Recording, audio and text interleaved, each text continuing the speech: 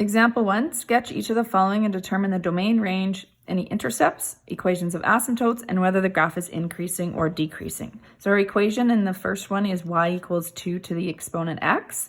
Since we're new to graphing exponential functions, we're going to start with a table of values to determine our points. We can choose x values still here. Exponents can be negative numbers, they can be 0, they can be positive numbers, so there's no restrictions on what we're going to choose for x. So we're going to stick with a couple negative numbers, 0, and some positive numbers.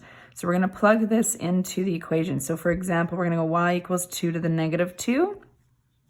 Remembering our rules of negative exponents, we would write this as a reciprocal, so 1 over 2 squared, which is 1/4. So we're going to put in 1/4. Y equals 2 to the negative 1 is the same thing as y equals 1 over 2 to the 1, or 1/2. 2 to the 0, anything to the exponent 0 is 1. Y equals 2 to the 1 is 2. Y equals 2 squared is 4. So now we're going to plot these points. We need to put in our scale. We'll count by ones for each tick mark.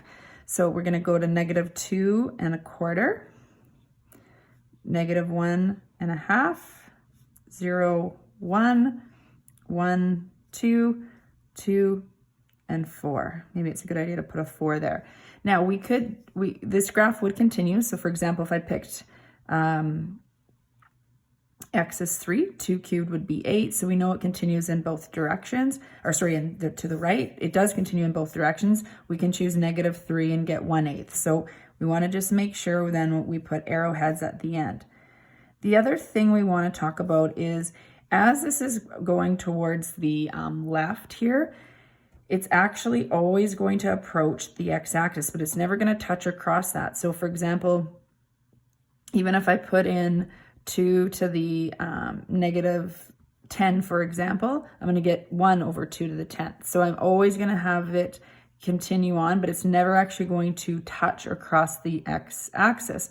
So that means there's an asymptote on the x-axis. So our exponential functions will have horizontal asymptotes. So when x values get smaller, y approaches 0 on the x-axis.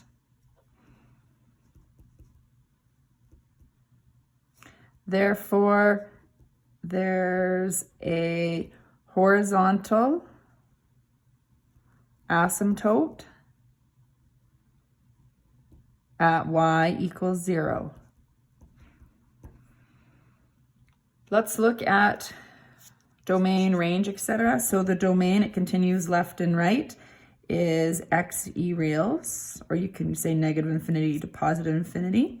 The range, it's everything above 0. So we're going to say y such that y is greater than 0, or y is the element of real numbers, or you can use 0 to infinity. There is a horizontal asymptote at y equals 0. There is no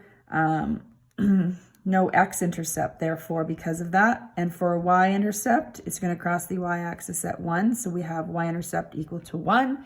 And it is an increasing graph as it goes upwards as you read left to right. So we consider it increasing.